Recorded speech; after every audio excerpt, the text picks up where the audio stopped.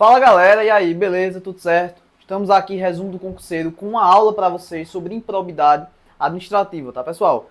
Na aula de hoje a gente vai ter vamos apresentar aqui alguns conceitos introdutórios, tá? Vamos aí analisar o famoso crime de hermenêutica, que tanto vem sendo cobrado em provas do CESP, da FCC, da VUNESP, tá? Vamos ver o conceito de agente público e o conceito de improbidade administrativa, tá certo? Lembrando, pessoal, que a Lei 8.429, que preleciona, enuncia e trata dos atos de improbidade administrativa, ela sofreu diversas alterações pela Lei 14.230, tá certo?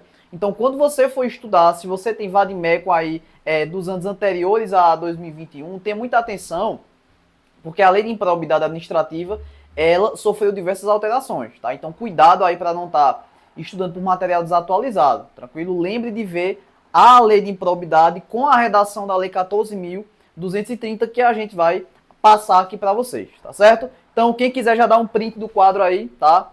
Aqui, então, tamo junto, vamos lá. Roda a vinheta. Pessoal, primeiro ponto, vamos lá. Estamos aqui analisando a Lei de Improbidade Administrativa, como eu falei para vocês, tá? Lei 8.429, com a redação conferida pela Lei 14.230, tá? Galera, primeiro ponto, o que é ato de improbidade administrativa? Pessoal, ato ímprobo, aquele ato considerado como de improbidade para fins de caracterização de uma responsabilização ou de uma punição prevista na lei de improbidade, é toda e qualquer conduta, e aí atenção aqui, ó, atenção aqui, dolosa, tá? Dolosa, anote, não há conduta culposa na lei de improbidade, tá, galera? Não há conduta culposa. Como vocês sabem, o dolo é a vontade livre e consciente de praticar um ato. Portanto, um ato que seja desprovido de dolo, ele não vai ser considerado ímprobo, tá certo?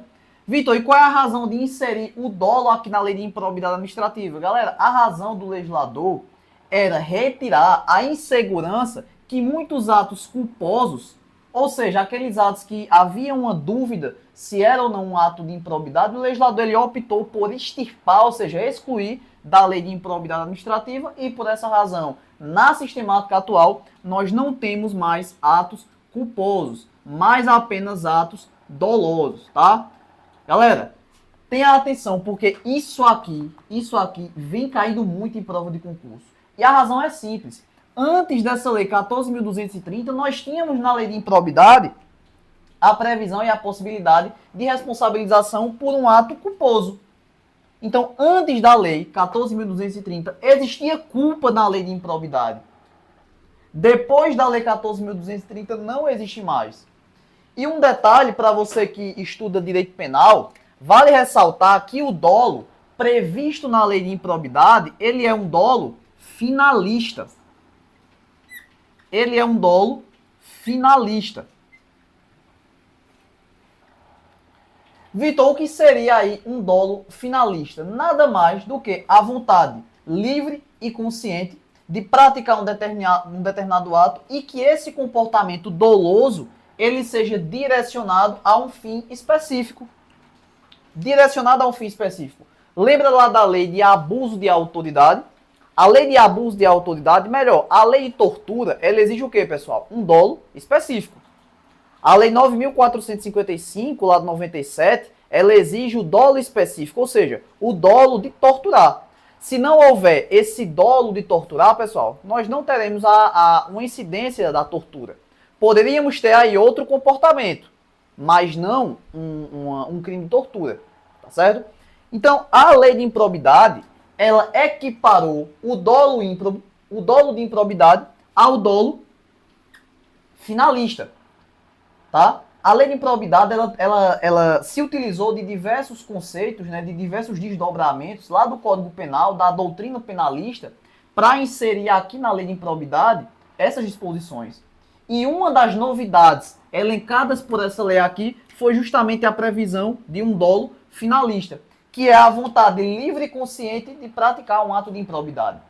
Na prática, isso aí fica muito complicado de se perquirir, porque o indivíduo que pratica um ato de improbidade administrativa, ele não vai confessar que voluntariamente, conscientemente e com uma finalidade praticou um ato de improbidade administrativa, tá?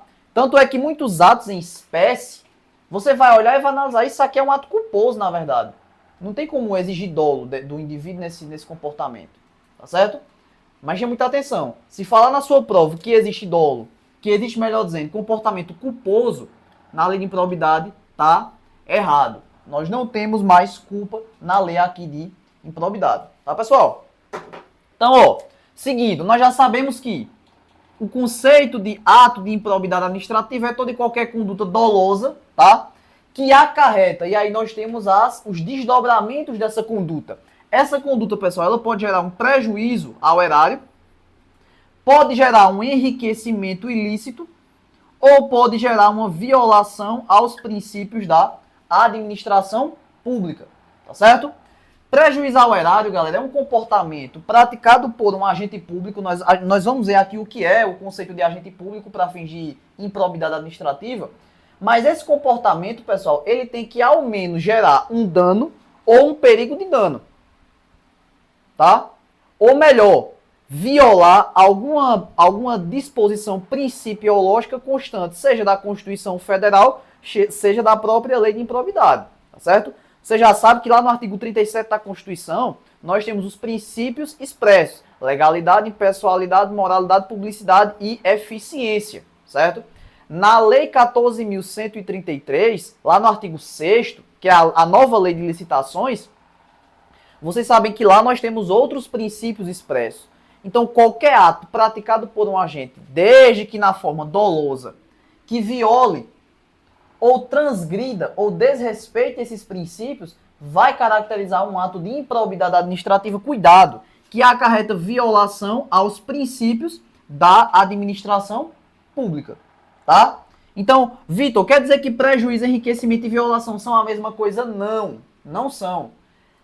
Se um ato ele resulta prejuízo à administração pública, ele vai ter uma punição específica. Se ele resulta em enriquecimento ilícito, outra punição. E violação aos princípios, outra punição. São comportamentos diferentes, responsabilizações diferentes, tá? A violação do princípio não é a mesma coisa que o prejuízo ao erário. A gente vai chegar lá. Mas adianta você, são comportamentos distintos. Cuidado para não cair na prova, cuidado para não incidir nas pegadinhas de bancas de concurso público, quando elas colocam violação e enriquecimento ilícito como expressões sinônimas. Prejuízo ao erário e enriquecimento ilícito como expressões sinônimas. Na verdade, não é. Tá? A gente vai ver lá nos artigos 9, 10 e 11 da Lei de Improbidade que nós temos aí comportamentos diferentes com consequências diferentes. Tá certo? Mas a gente não saiba que qualquer comportamento doloso, tá? Compreendido aí no dolo finalista que acarreta prejuízo ao erário, enriquecimento ilícito e violação aos princípios da administração pública, tá? Configura ato de improbidade administrativa, tá, pessoal? E aí você pode me perguntar, tá, Vitor, eu já sei qual é o conceito de improbidade, eu já sei o que é improbidade, eu já sei que a lei 8.429 sofreu diversas alterações pela lei 14.230, isso eu já sei. E aí você pergunta para mim, quem é que pode praticar um ato de improbidade administrativa? Pessoal, o conceito de agente público para fins de improbidade administrativa, ele é um conceito amplo. Porque todo aquele indivíduo que exerce uma função pública ou esteja no exercício da função pública, ele pode cometer um ato de improbidade administrativa. Ah, Vitor, o estagiário de um órgão público, o estagiário de um, sei lá, de um ente da administração pública indireta, o INSS, que é uma autarquia. Pergunta, o estagiário de um órgão público pode cometer improbidade administrativa? Pessoal, é perfeitamente possível que cometa ato de improbidade.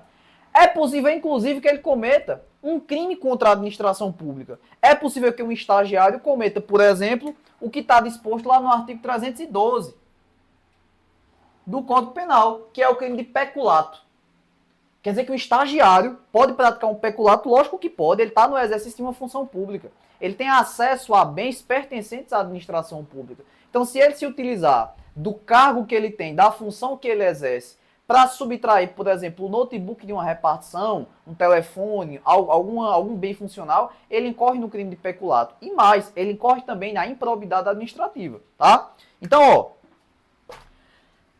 O que é agente público para fins de improbidade? Quem é que pode praticar um ato de improbidade? Pessoal, todo aquele que exerce uma função pública, tá? Ele tem que exercer uma função pública.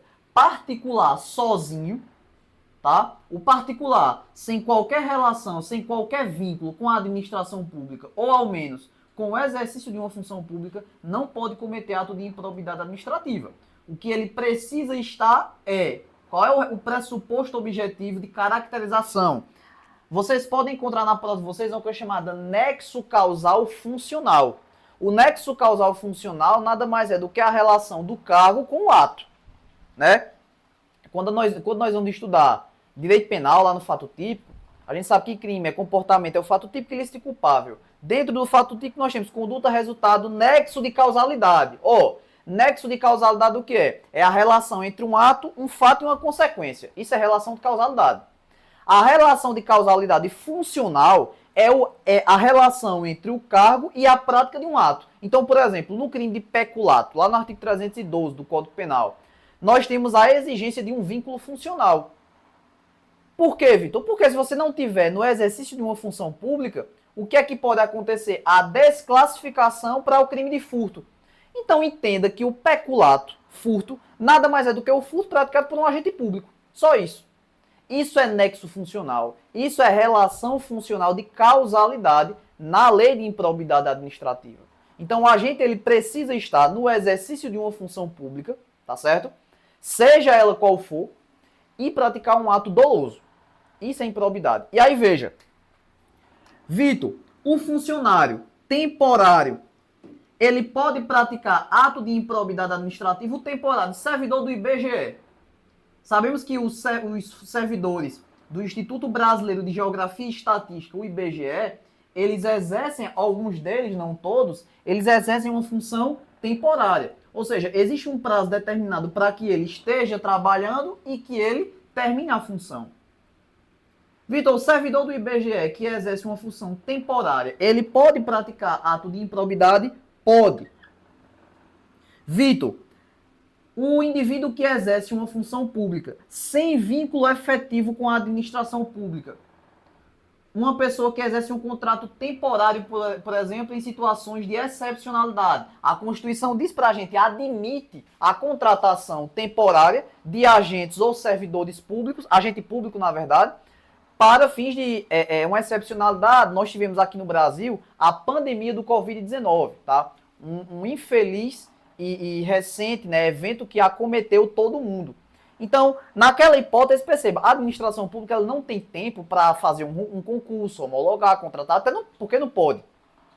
Estávamos numa época de pandemia. Então, o que é que a administração pública ela decidiu socorrer? A contratação temporária, por circunstância excepcional, de servidores. Então, começou a contratar um monte de gente para fazer o que um servidor público que passou em um concurso faz. Vitor, isso é permitido? É perfeitamente permitido. É perfeitamente possível, tá? Lógico, desde que preencha os requisitos da excepcionalidade e da urgência. Não pode haver a substituição do servidor por uma contratação, tá certo? Mas e aí, Vitor? Quer dizer que o servidor que não tem vínculo efetivo com a administração pública, tá certo? Ele pode cometer ato de improbidade? Também pode, tá certo? Vitor, então o temporário pode praticar ato de improbidade.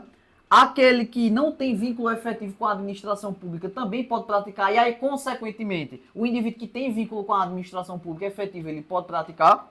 Tá certo. E aquele que não recebe remuneração? E aquele que trabalha de graça para a administração pública? Quer dizer que tem gente que trabalha de graça para a administração pública? Galera, tem. Mesário. Mesário não recebe salário. Jurado. Jurado exerce uma função pública. Ele pode praticar um ato de improbidade administrativa? Pode. Perfeitamente possível. Então, cuidado. Funcionário temporário pode praticar ato de improbidade. Não tem vínculo efetivo, também pode praticar. Não recebe remuneração, também pode praticar ato de improbidade. Na prova de vocês podem encontrar no lugar de temporário, transitório. Ainda que transitoriamente, ainda que sem remuneração, ainda que sem vínculo efetivo. E mais, pessoal, a função pública aqui, ela tem um conceito amplo, como eu falei para vocês. Significa dizer que qualquer agente público, no exercício de uma função pública, pode praticar ato de improbidade. Tá certo? Vitor, precisa estar numa relação de subordinação? Não, não precisa. O mero fato de ser agente público, desde que seja uma conduta dolosa, atrai a responsabilização por um ato de improbidade. Tá certo? E aí você que está acompanhando com a legislação, isso aqui que eu acabei de falar para você está no artigo 2º da Lei de Improbidade, tá? Você vai ler esse artigo 2º e você vai encontrar o conceito legal de agente público, tá certo? Remeto vocês também, pessoal, para o artigo 327 do Código Penal Brasileiro. O Código Penal Brasileiro, ele traz no artigo 327 uma norma penal conceitual. O que é uma norma penal conceitual? Ela traz um conceito. O artigo 150 lá do Código Penal traz o conceito de quê? De casa. Considera-se casa para fins de violação do domicílio, aquele compartimento que não seja aberto ao público, né? Então veja, o Código Penal ele não só traz crime. Matar alguém, artigo 121, é um crime. Ele também traz normas conceituais. Normas que, em verdade, trazem conceitos. Tá certo? Então, artigo 2º da Lei de Improbidade Administrativa, ele pode ser complementado aqui pelo artigo 327 caput, tá certo? Lá do nosso Código Penal Brasileiro, nossa Bíblia repressiva, tá certo? Pessoal, cuidado. Trouxe aqui para vocês, de suma importância, uma disposição que está lá no parágrafo 3º do artigo 1º da Lei de Improbidade, que diz pra gente, ó, todo ato de improbidade será doloso. Não existe ato culposo. Anote no seu caderno, não há ato culposo. Quando você for abrir as plataformas de questões, você for responder simulado, você vai observar que muitas questões de prova estão cobrando isso aqui, ó. Essa bobagem, é isso aqui. Não há ato culposo. Tá? Cuidado, ó. O mero exercício da função pública sem comprovação de dolo afasta a improbidade. O mero exercício de um cargo público, por si só, não atrai a responsabilização do agente por um ato de improbidade administrativa, se não estiver comprovado o que eu falei para vocês, o dolo finalista. Tem que ter a vontade livre, consciente, voluntária, dolosa e específica de praticar um ato. Se não tiver o preenchimento desses pressupostos subjetivos, certo? Em complementação ao pressuposto objetivo, que é o exercício da função pública, você não tem ato de improbidade administrativa. Tem que ser o camarada no exercício da função pública, exercendo uma função pública particular sozinho, não comete ato de improbidade, tá certo? E mais, tem que ser um dolo específico. Se não tiver o dolo específico, se assemelha com aquele dolo lá da lei de tortura, lembra? Lei de tortura exige um dolo específico. Improbidade exige um dolo também. Tá certo? Lei de improbidade é a mesma coisa. Você vai ler o artigo 1º, parágrafo 3º da Lei de Improbidade. O mero exercício, sem a comprovação de dolo, afasta a improbidade administrativa. Certo? Esse artigo 1º, parágrafo 3º, também está caindo muito em prova, pessoal. Por quê? Isso aqui pode confundir o concurseiro quando fala o seguinte: o mero exercício não afasta. Galera, é errado. O mero exercício afasta a responsabilização. Porque não é pelo fato do agente ser servidor, agente ou funcionário público que automaticamente ele vai estar inserido aí em uma improbidade administrativa. Outra coisa, pessoal. Quando nós vimos aqui o conceito de agente público, aqui nesse conceito temos servidores públicos da administração pública direta, indireta, autárquica ou fundacional. Então, servidor do Banco do Brasil comete ato de improbidade administrativa, sim. Servidor da Caixa Econômica Federal, que é uma empresa pública, comete ato de improbidade administrativa, sim. Servidor do IBAMA, do INSS, pratica ato de improbidade administrativa? Pratica. Ô, Vitor, mas o cara não é servidor de nenhuma desses entes. Mas ele tem algum vínculo com a administração pública, seja por contratação temporária, excepcional, e ainda que ele não receba. Pratica ato? Pratica. Exerceu função pública? Pode, eu não disse que vai praticar, porque o mero exercício não atrai automaticamente a responsabilização. Exerceu função pública, pode responder por ato de improbidade administrativa. Você que vai ser servidor daqui pouco tempo, você pode incorrer em ato de improbidade. Tá certo? Beleza, pessoal? Então, essa introdução é extremamente necessária para que você entenda e compreenda o que é improbidade, quem é que pode praticar improbidade, qual é o elemento subjetivo, porque o dolo aqui, ó, ele é um elemento subjetivo, ele é inerente à vontade da pessoa. Quando a gente estuda tipo penal, lá no direito penal, a gente vai ver o tipo objetivo e o tipo subjetivo, elemento subjetivo e elemento objetivo. O elemento subjetivo, dolo e culpa. Então, aqui na lei de improbidade é a mesma coisa. Aqui nós temos o elemento subjetivo, o dolo, não tem culpa. Tá certo? Então, tenha muita atenção com isso. Saber e quem é que pode praticar. Tá? E saber que o mero exercício afasta a responsabilização por ato aí de improbidade. Tá, pessoal? Então, feita essa introdução, tenha muita atenção nesse conceito aqui que vem despencando em prova de concurso. Galera, temos aqui o famigerado, o muito conhecido crime de hermenêutica. Crime de hermenêutica. Vitor, que diabo é hermenêutica que eu não sei? Interpretação. Hermenêutica é interpretação. Quando eu estava na faculdade, eu paguei uma cadeira chamada hermenêutica constitucional. Nem eu sabia o que era hermenêutica, eu só sabia que era uma cadeira que eu tinha que pagar na faculdade. Mas hermenêutica, pessoal, nada mais significa que interpretar uma norma. Veja só, quando a gente está aqui estudando o conceito de improbidade, você não está interpretando. Você, se está lá que dolo é a vontade livre, consciente, voluntária, direcionada a um ato específico de cometer ato de improbidade, você tem o que aqui? Dolo, certo? Você interpreta essa norma, você interpreta ela e você infere que o dolo da lei de improbidade ele é um dolo finalista. Isso é hermenêutica. Você interpreta a lei. Você retira dela um conceito, você infere. Tá certo? Isso é interpretação, isso é hermenêutica. Certo? E aí, cuidado, pessoal. Por quê? Para você não confundir, eu trouxe o conceito do crime de hermenêutica. Vitor, crime de hermenêutica. Faça uma associação. Crime de hermenêutica é a criminalização da interpretação, seja de uma norma, seja da jurisprudência dos tribunais superiores. Tá? Então, conceito aqui, crime de hermenêutica, o que é? Nada mais é do que a criminalização da divergência na interpretação, na interpretação de uma norma, tá certo? De uma norma. Vitor, qual norma seria aqui? Você vai lá para o artigo 59 da Constituição Federal de 88. Vitor, o que é que tem a ver o artigo 59 da Constituição Federal com a lei de improbidade? Nós temos lá os mecanismos, os instrumentos, a exteriorização normativa do que o legislador ele pode se utilizar para criar. A lei de improbidade é o quê? Uma lei.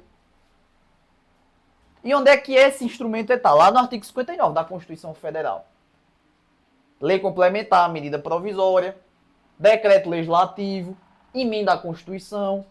São os instrumentos, são os mecanismos que o legislador ele tem para criar uma lei. Para exercer da função tipicamente legislativa. Certo? Então, criminalização, o conceito de crime de hermenêutica significa a criminalização da divergência na interpretação, seja da norma, seja da jurisprudência dos tribunais superiores. E aqui nós temos STJ, STF, TSE, TST, Superior Tribunal Militar, certo? Vitor, você colocou tribunais superiores. Podem ser os tribunais estaduais, Tribunal de Justiça, ou os tribunais regionais, federais. Pode ser também, pessoal. Pode ser também, não tem problema. Jurisprudência nada mais é do que o entendimento de um juiz. Por isso, jurisprudência é o entendimento jurisprudencial, ou seja, aquele que emana, que suplanta de um operador do direito. Ele analisa a norma e ele interpreta. Certo? Então, essa divergência na interpretação pode configurar um crime? Não, pessoal. O Brasil não admite